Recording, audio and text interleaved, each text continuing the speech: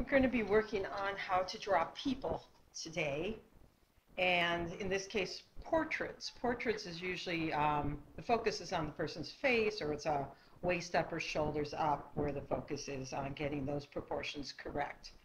So on your page 12, you have a 12 in the lower outer corner.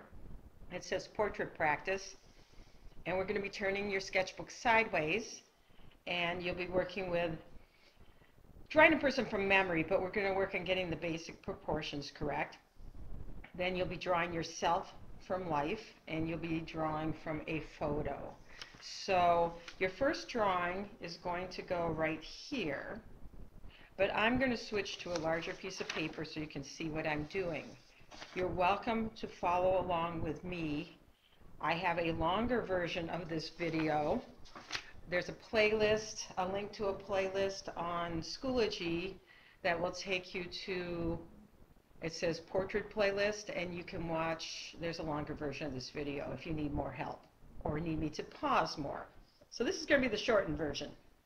The human head is basically an egg shape. Now sometimes an egg shape is hard for people to draw. So we start out with a circle. Now notice how I'm letting my whole arm move, and I draw a circle. Now you don't need a stencil, but you want to make sure that you have a good circle.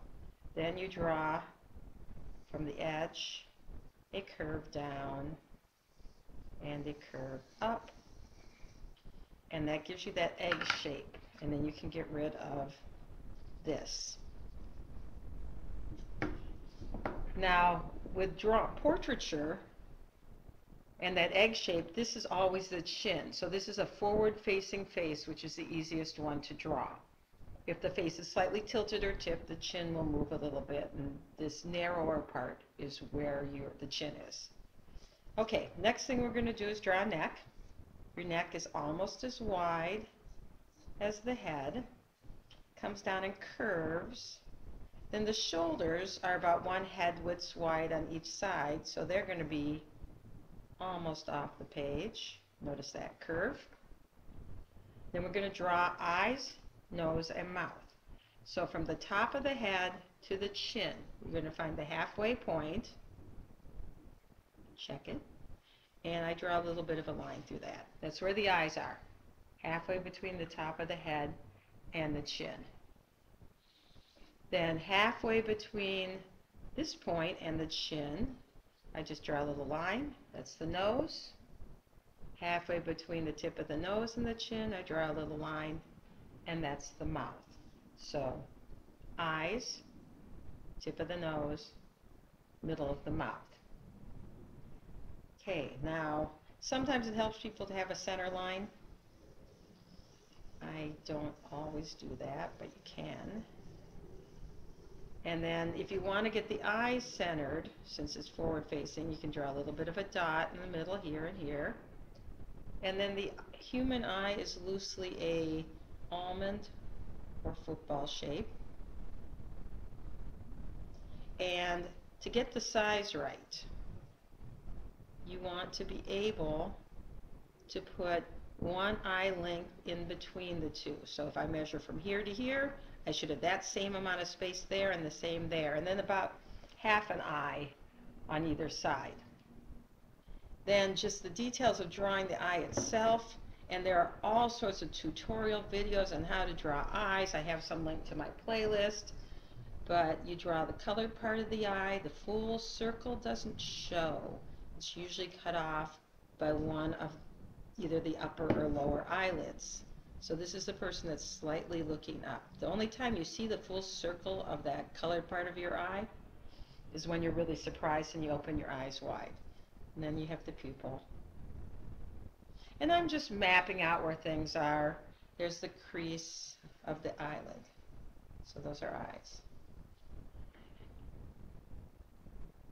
Okay, then once you have eyes on there, then we're going to deal with eyebrows. Eyebrows are about an eye height above. So here's the height. I make a little mark. It looks a little low. And then to help you know the curve of the eyebrow, sometimes people draw a line there, an angled line there. And then the eyebrow curves, but rather than draw a single line, I draw a bunch of short lines because these are little hairs.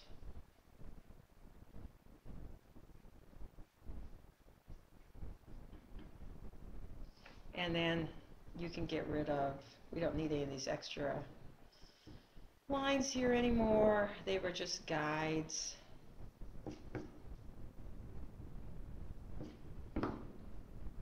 Okay. Nose. Forward-facing nose is probably the most difficult thing in this drawing.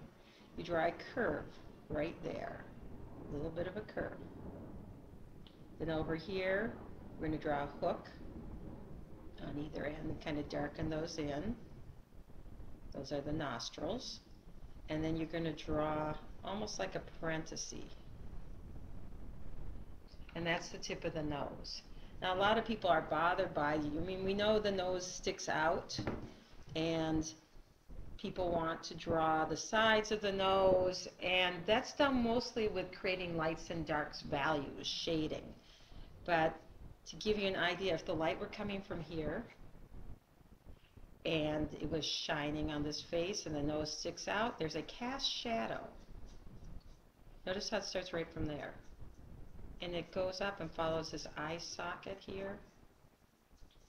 And that's something when you get to creating values, lights and darks of whatever colors you're using, and you're going to start to think about where are shadows and highlights, that's when you're going to start to work with things like that. So be aware of that. Sorry, I don't like these nostrils very well for some reason. But be aware of that, that the cast shadow does a lot to make that look three-dimensional. Of course, there will be shadow over here and a bunch of other things. But right now, we're just trying to get the basics. The mouth. So the middle of the mouth is about here. We're going to draw a little bit of a curve above it. That's that little divot above your upper lip. And then the line for the mouth is almost, think of it like an M that kind of got run over. Now, if you want to give it a little more life,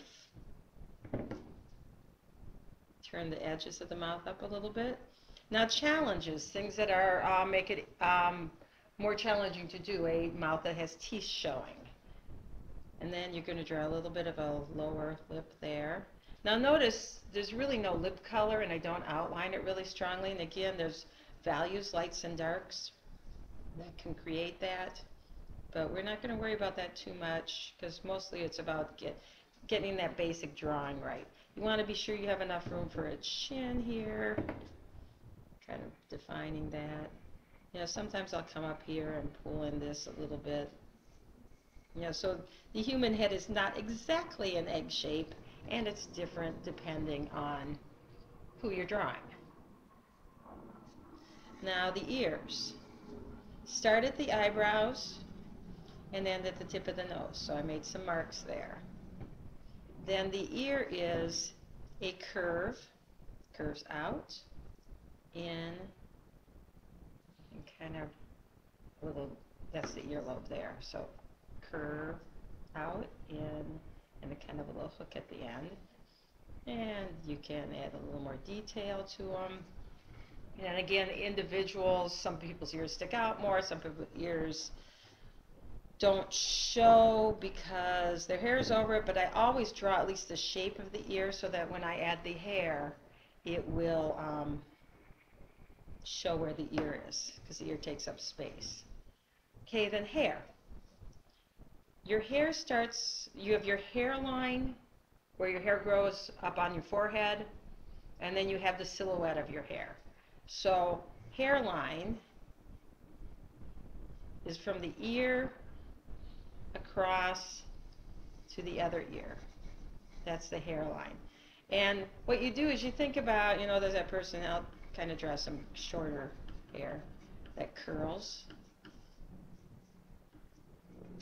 So, you know, there's all sorts of, you know, like people might have bangs, or they might have hair that sweeps down and goes over their ears. So you think about what's the hair doing as it crosses the forehead from ear to ear. And that's why it's helpful to have things like a real person to look at or a photograph.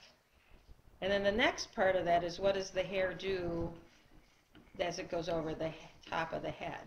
You know, and sometimes hair covers part of the ear here. You know, sometimes it comes down behind. This is someone with curly hair. Curly hair has a little more twists and turns to it. Now, yes, I could do more with defining the hair itself, and a lot of that's done with values, lights and darks, but that's all stuff we'll worry about. You're welcome to, if you have time and want to try a little bit of shading and think about, well, where's the light and where's the shadow, great, try that out. That'll give you a sense of lights and darks, values. In art, values are called, lights and darks of a color are called values. So you can see I can start adding some of those. Now I'm doing this just in grayscale. Oh, I forgot to mention eyelashes. You just kind of pull those out a little bit. So I just kind of, and the more you emphasize the eyelashes, the more feminine the eye looks. So just be aware of that. Not that guys don't have eyelashes, but just be aware of that. You know, and you can add things like a shirt. And that's the basics of the human face. So if you have time, try a little shading, try perfecting things, try out different hairstyles, but that's essentially it.